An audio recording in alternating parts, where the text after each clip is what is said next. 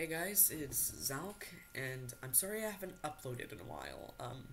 My video editor stopped working for some reason out of nowhere. It just crashes every time I try to open it up. Um, so I'm going to just record an unedited file here with my cruddy camera. Uh,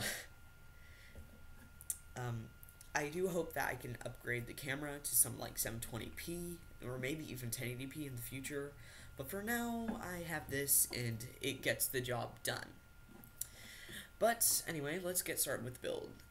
The budget is 610 bucks, and we managed to get like $3 less than that. So yeah, I think this is a pretty good PC build. But anyway, let's just go straight to the list of parts. To get started with the CPU, we got the Ryzen 3 1200. It's got 3.1 gigahertz of clock speed. I think you can. I've heard some people have overclocked it to 3.9 gigahertz, but you know, your mileage may vary. And it's also a quad-core processor, so that means that you're going to be able to play the newest games with this thing.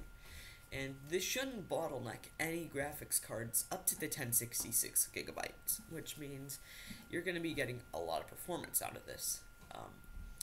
And for the motherboard, we got the ASRock AB350M Micro ATX AM4 motherboard. I'm not sure I'm saying that right, but it's a fairly basic motherboard. It supports all the stuff that we need in the build, though, and it also supports up to 32 gigabytes of RAM. So if you really need a lot of RAM, this could be pretty good. Of course, you could get something like a 64 gigabytes capable board, but that's really expensive sometimes.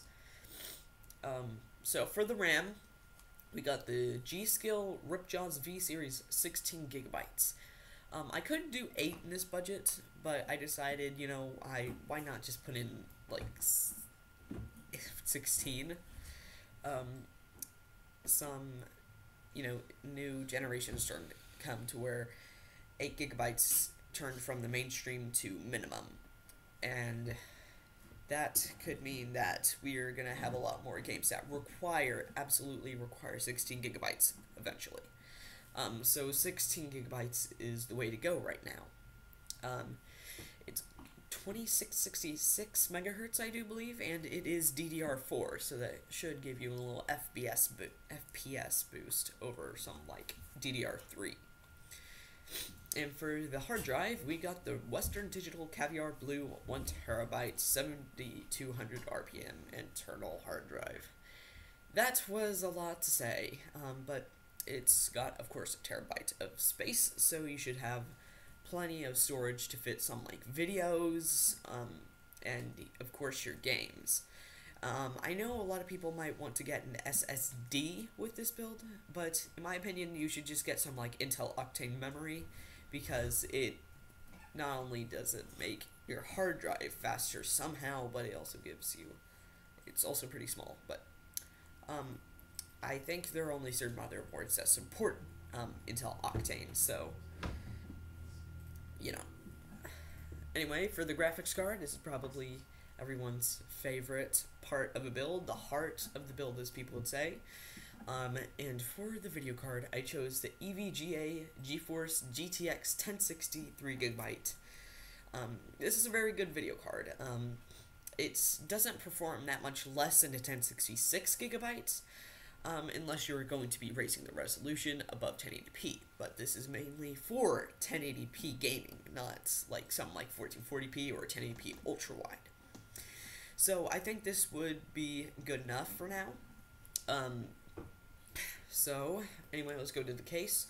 I chose the Deepcool D-Shield ATX mid-tower case. This is a $30 case. It's got a side panel window. I think there's some good cable management in this, but I'm not entirely sure. I haven't actually worked or seen the case myself. For the power supply, I chose the EVGA 450W 80 plus bronze certified ATX power supply.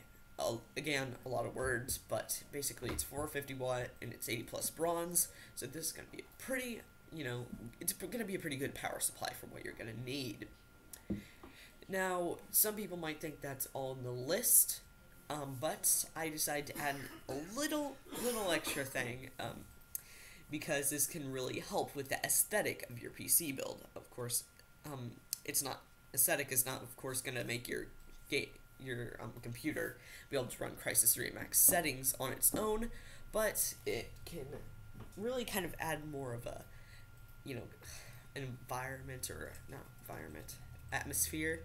Nah, it just gives your desk an overall better aesthetic, especially more of a gamer kind of feel.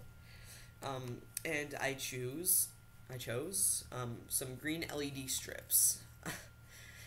So you're gonna put this inside the case. Of course, I said that the case had a side panel window, so you could put that inside of it, and of course that would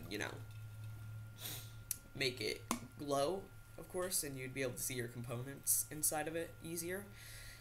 And it looks really cool. I've seen a lot of PC builds that have LED strips inside of them, and it really makes them look so much cooler.